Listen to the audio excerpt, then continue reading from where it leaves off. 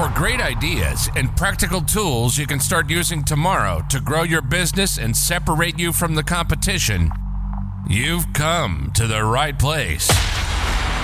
If you're into B2B marketing and sales, then welcome to the one and only B2B Marketing and Sales Podcast. With over 60 and counting total years in the trenches of businesses small and large, they have a plethora of knowledge and experience that generate you more leads, capture more clients, ring up more sales. Well, doggone it, just make you more money. How about that?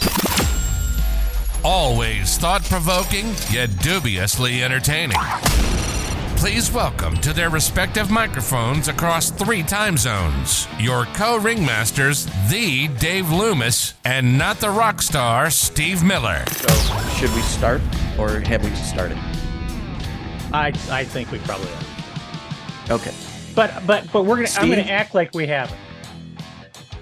Okay. Hey everybody, Go this is Steve Miller. We have not started yet.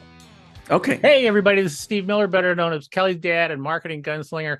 Thank you for joining us once again on this amazing, the B2B marketing and sales podcast that continues It's the best B2B podcast there is. And it's in the top 10% of B2B. No, not B2B. It's in the top 10 of all podcasts. Of all podcasts. There's on millions of podcasts Earth. out there, folks. That's right. And with me today, as always, is a guy who really needs no introduction. But you like to give the introduction anyway. I'm going to give it to you anyway, because as you well know, I love this book. Marketing is everything we do. I love this book, and I know he's working on another one. It's gonna make everybody just throw this book away. It will eclipse it. No, it's actually a subset. It's interesting. Yeah. You know, those novels, like, I always feel there's people that have taken like literally one line out of, say, the Bible and made an entire incredible story out of it. Do you know what I mean? So they're called preachers. I mean, it's really interesting how you can like expand on a concept that's part of a bigger whole. So right. Marketing is everything we do it's about everything, that I've learned in my career, but there's a part in there about voice of customer interviewing, and I deep dive on that in the new book, but that's not what this episode is all about. But I'm very excited. I'm very excited, and I can't wait to do that and talk more about that. As you know, I love talking about. We talked about voice of customer last time, so I'm very excited. We did, and that's why this time we have to talk about something that you're working on. Yeah, this was kind of a happy accident. This is kind of a happy totally intrigues me. Oh my gosh!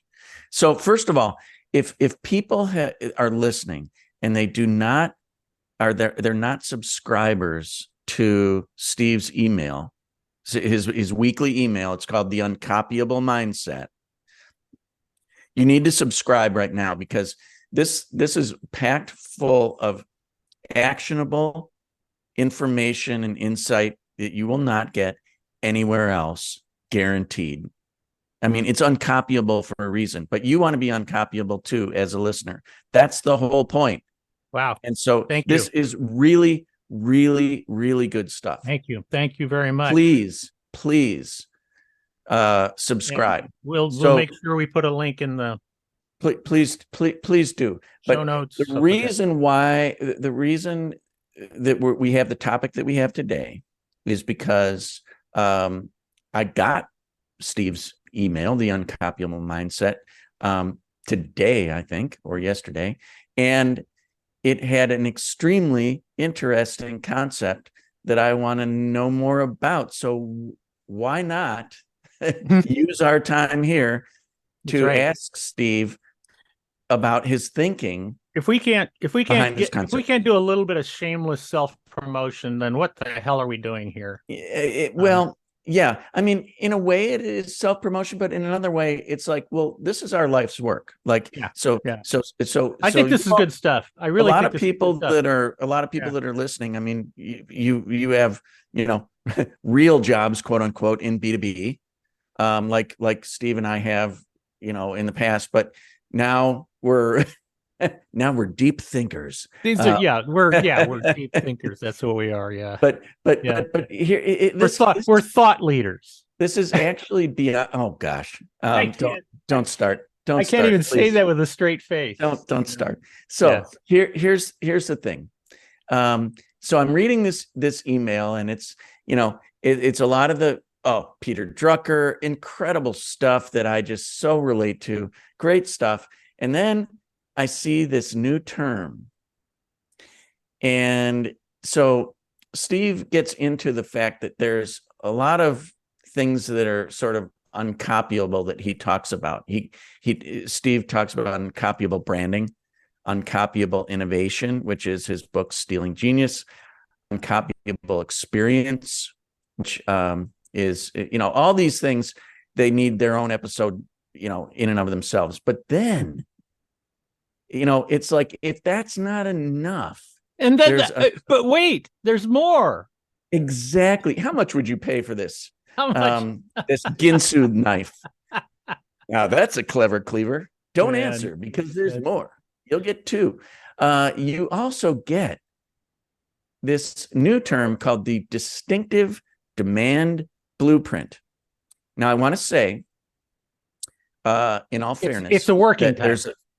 There's a parenthetical phrase after that says, by the way, this is a working title. I'm not sure I love it yet, and I'm wide open to suggestions from you, the readers, now you, the listeners. Yeah, the listeners.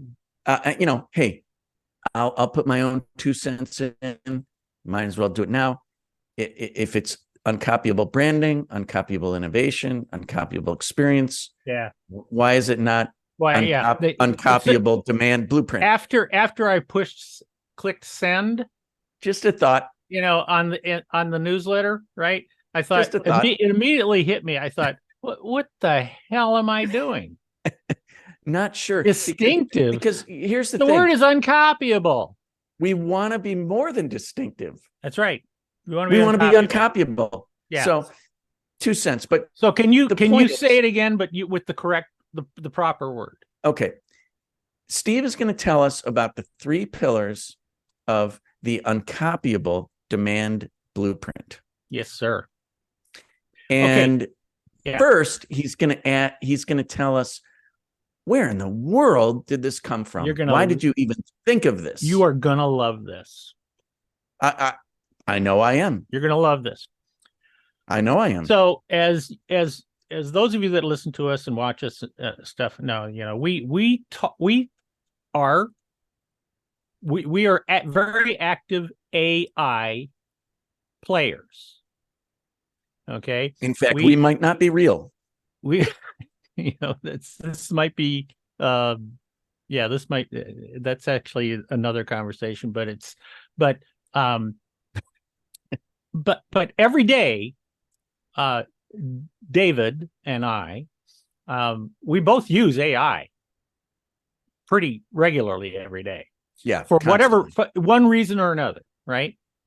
And, a couple of weeks ago, I had been, I was doing some research with AI and stuff, and analyze. And one of the things I also enjoy going in and I'll put in somebody's a book title, and I'll say, can you go? And I'll say to AI, I'll say, hey, go,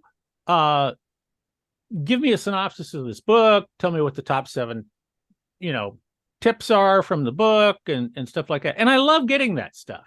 And then I thought, I think I know where this is going. I thought, what? I should ask this question about my book Uncopyable. Do it. Right? Yeah. So I go in, I went in and I asked the question, right? And it comes back with this glowing, report about my book, and which was very exciting to read, that this non-human thought my book was awesome. And but but they whoever this non-human is, AI, but the focus was on about how my book taught companies how to separate themselves from the competition. All right, and that was Correct. the genesis of the book. And of course, the word uncopyable certainly leads you to go that direction.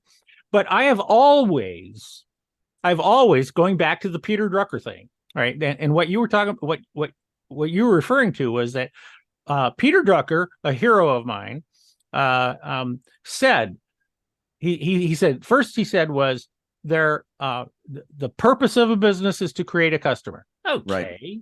We get that, right? That makes sense. But then he said, and because the purpose of a business is to create a customer, there are two and only two functions of a business. Function number one being marketing. Function number two being innovation. And bingo for me, because like marketing and innovation has been pretty much my whole career. So I hit the jackpot. Yeah, that's right. Personally. And anybody listening, go for it. All the other functions in a business forget about are simply there to support those. Absolutely. Okay. So so I kind of continued this conversation and just so you know, you mean continued this conversation with the AI. With AI. Okay. Right. You know, tell me more. What did it end up telling you? And then I also went in and I had the conversations with Bard. I mean, this was with ChatGPT. Multiple. Right? I talked to Bard. I talked to Bing AI. I talked to what is it, Claude? Sure. Yep. You Claude, know, the other one, that other one. And and I was getting all this feedback about my book, and the giant focus on everything they kept coming back to me with was that the focus of my book was about the innovation side. Interesting. Marketing and innovation. Even though I know if you go into my book and you go in there, you will find marketing tools that I talk about that you can use to separate yourself. Also help separate yourself. Of course. But here is AI telling me this was the focus. And I thought, well, okay, maybe I'm kind of missing something, right? So I thought from your own book. From my own book. And so I started asking myself the question, all right, well, and I started continuing this conversation with the AIs.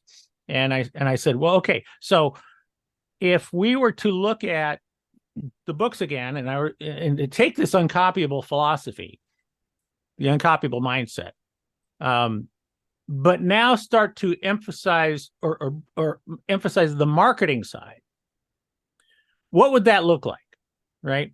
And in these conversations, I the word demand generation the phrase demand generation came up, and I was very intrigued by that, because that's a term. It's sort of a term that's been around for a while, but you don't often hear it. Demand generation, and essentially what demand generation is that it's like this approach to marketing that it's aimed to create like awareness of your product or your company, buzz. What's that? Buzz. Yeah, buzz and interest. All right, buzz and interest. But I've always had an issue with the word awareness. I know you love the word awareness, and you like investing money in awareness, don't you? I just can't wait to spend more money on awareness. Yeah.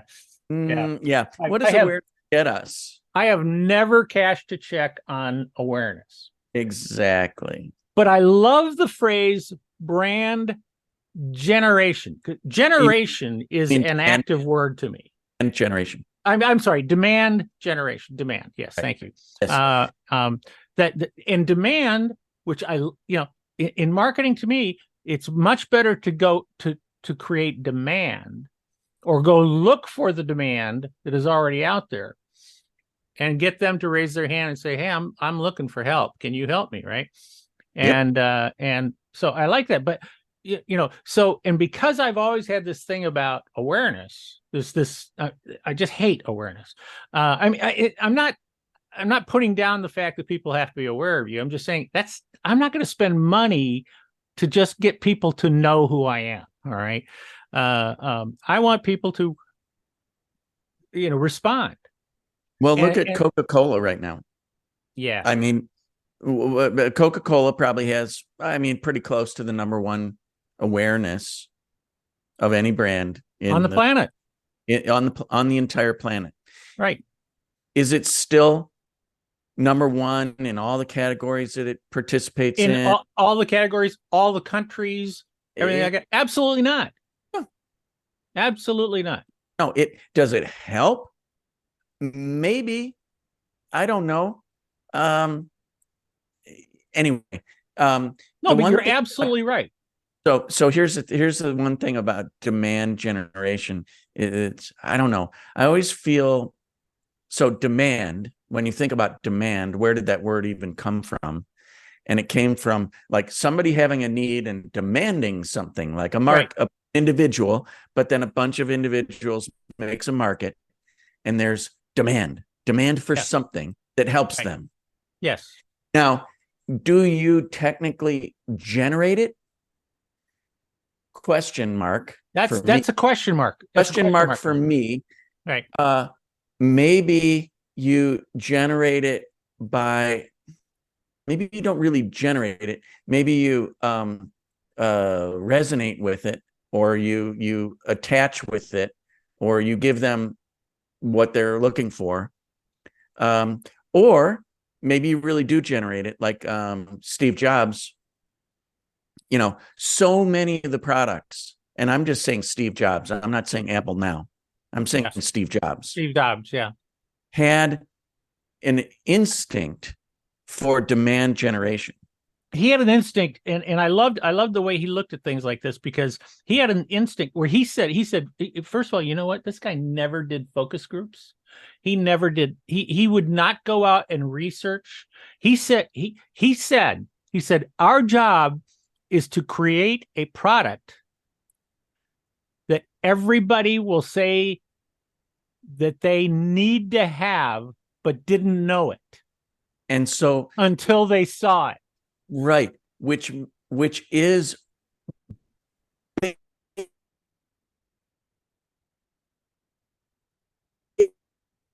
oops, I lost you. Basically the definition of demand gen competition. Yes, there you go.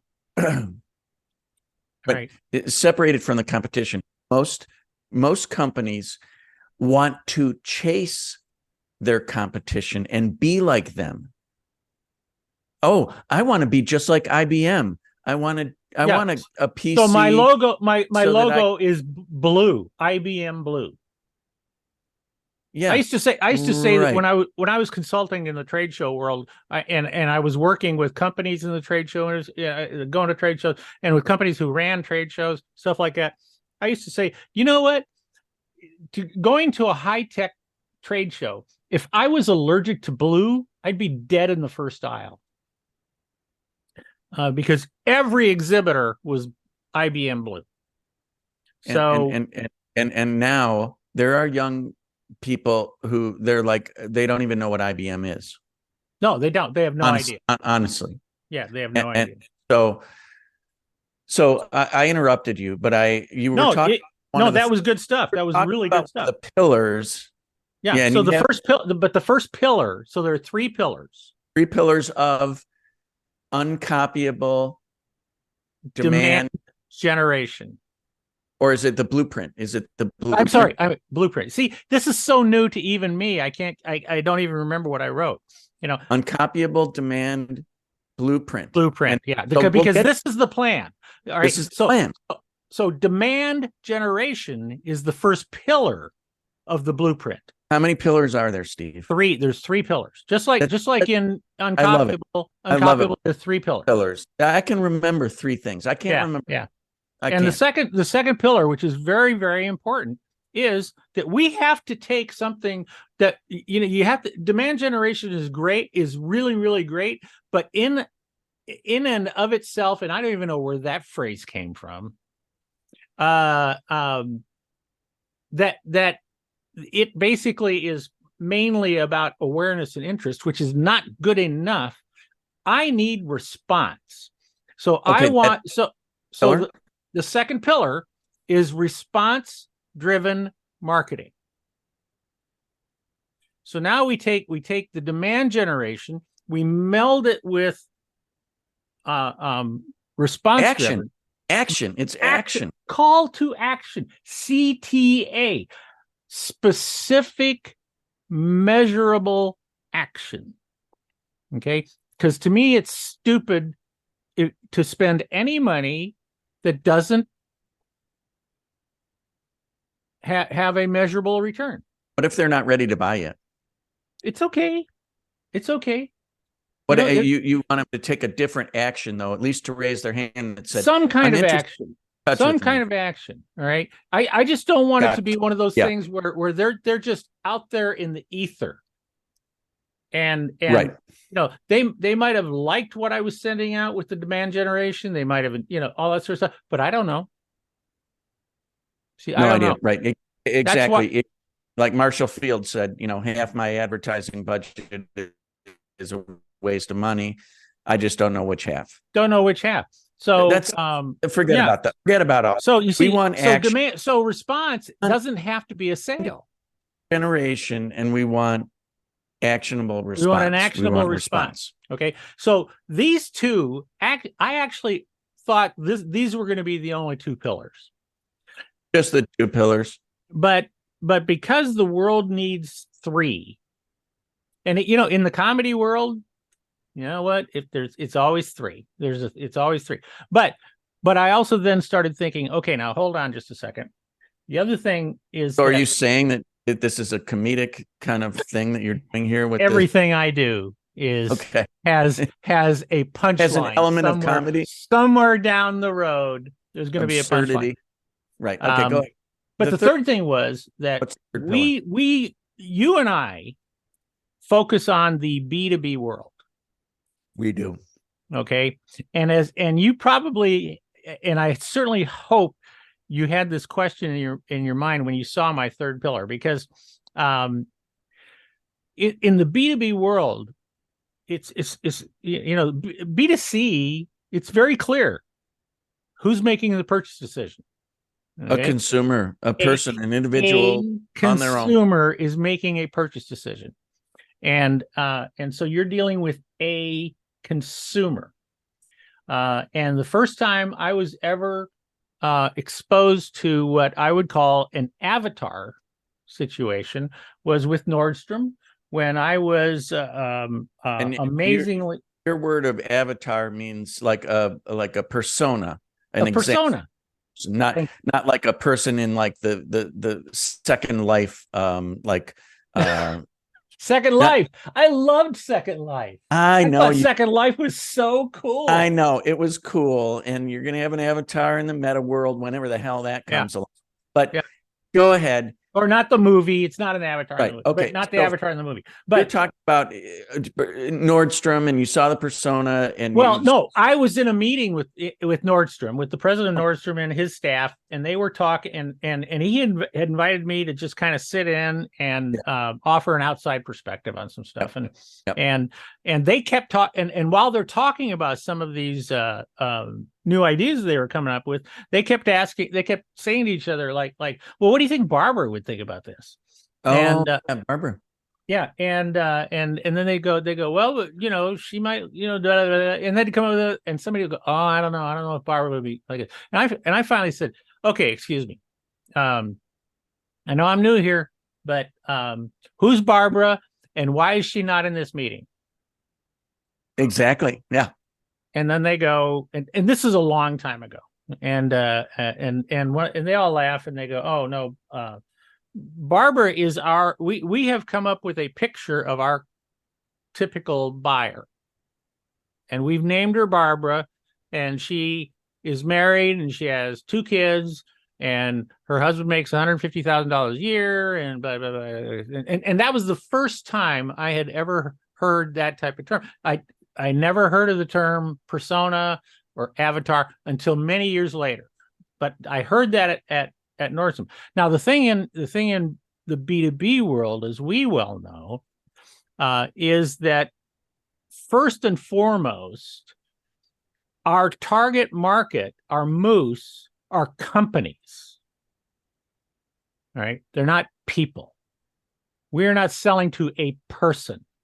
According to, yeah, I've heard that companies are people too. Well, I'm getting there. Okay. All right. I'm kidding. I'm getting there. I'm kidding. You're 100% right, because you and I have had, honestly, we've come on here and we have lambasted the term, what is it? ABM? Oh, ABM. No, wait, what is it? Account-based marketing. Account-based marketing, right? Which I just hate. Sure, that. Yeah. However, it works nicely for this, because for me, I'm thinking, okay, all right. Number one, I'm going to have I want to create demand.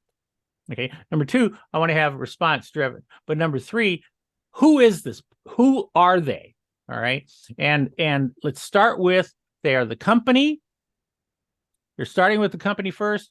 And then once we identify who the company is, then we have to go inside that company and we have to understand who the buyer is inside the company. So I know you don't like the term ABM or I hate that term, but I'm using it. I'm using it right now. But honestly, that's what you're saying. So what is the third pillar? What's the wording that you use for it? I used ABM, I think. Let me make sure. Hang on. Didn't I? I'm not sure. I think I did. We're gonna find out. Because this was so new to this. Yes, you did. Account-based marketing. There it is. ABM. Yeah. And here's the words. As the great philosopher Jessica Simpson said, every client is invaluable, some more than others. That's right. ABM zeroes on high-value prospects, ensuring marketing endeavors are bespoke, great word, resonant, excellent word, and deeply impactful. Also excellent words. Thank you. Fantastic. Here's the cool thing about this is that unlike most smarter, I'm not including you in this, right? I'm talking about me.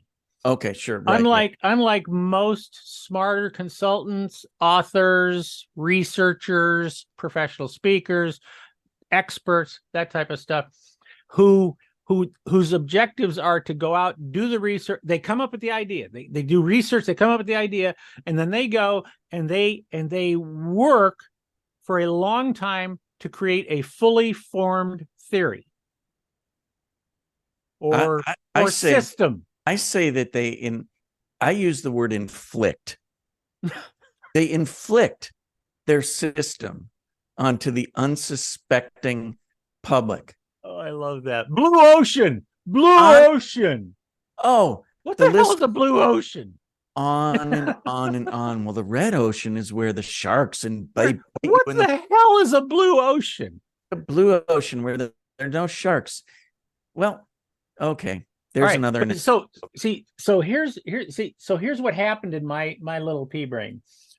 What happened was, how are we doing on time? Oh, we're gonna get you out of here.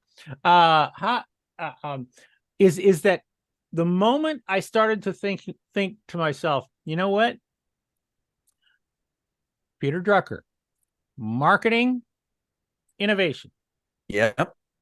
Okay. Got it. That's two things. All right. And AI said to me, my book was great, but AI said to me it really was focused on innovation. And so I thought, I need to fix that. I need to fix that by coming up with the other side, the Peter Drucker marketing side that is 100% marketing. Okay. Yeah. And I get the sense that you're not planning on inflicting this on anyone. No. I'm not inflicting it. I'm sending this out, and this is what do they call it? I don't know, testing the waters or something like that. I am sending this out to say, here's what this is to me. This for the last 2 weeks, this is all I can think about. Mm-hmm. This is all I can think about because I'm thinking, okay, I need to take the uncopyable marketing, innovation, and then underneath both of those are 3 pillars that fix each one of those, and this all comes together. And you know what? And I'm going to tell you, everybody, inside of all of that, there's also a very powerful tool called Voice of the Customer, and so that's what I got. I think it's wonderful. We should explore these pillars more. We really should. Yeah. And even Samson cannot push these things down. These are strong pillars. Strong pillars, folks.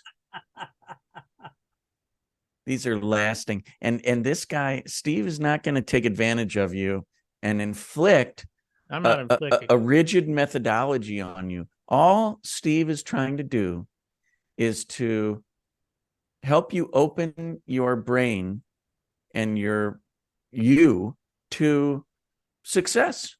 Yeah. Basically, I mean, that's all he and I are really even trying to do. That's how he that's how he the other person on this, the other voice on this thing, that's how he and I got together. It was we have a very similar perspective on how to help small businesses, primarily in the B2B world, medium-sized businesses.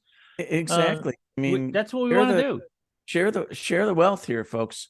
And the phrase way overused. It's not rocket science. Sometimes if you are in the business of rocket science, it actually is rocket science. Well, I watched Oppenheimer. Yeah, he reminds me a lot of me. I haven't seen it yet. Okay. We'll see. I thought it was Barbie that reminded you of you. No, Barbie reminded me of old girlfriends that I totally. Yes, I shouldn't say old girlfriends. Old girls that I tried like hell to date, and they just looked at me like, what? Yeah. My daughter was at someone's birthday party last weekend, and her Instagram picture is her inside a Barbie box that was at the party. I've seen some of those. For those, apparently the marketers put them in the movie theaters for Instagrammable things. Yeah, I've seen pictures. I've seen a lot of pictures of people inside a Barbie box. Tell whoever the marketer, I don't know the marketing people behind this personally, but good job. Good job. I would much rather have had my picture taken next to an atom bomb. Oh, that would have been cool too. Wouldn't that have been cool? There you go. Yeah. Listen. All right, get us out of here because you got to go. I got to run, but you got places to go. You're going to go visit with friends and continue to imbibe. I am. That's true. So, guys, gals, antiquated terms. You have been listening to she, her, they, them, the one and only he marketing and sales podcast. It's for everybody, no matter how you identify. It's for everybody who loves B2B marketing and just wants to be successful. That's right. That's all we want to do is help you. So listen, keep listening. Tell everybody. Thank you. And for now, bye-bye.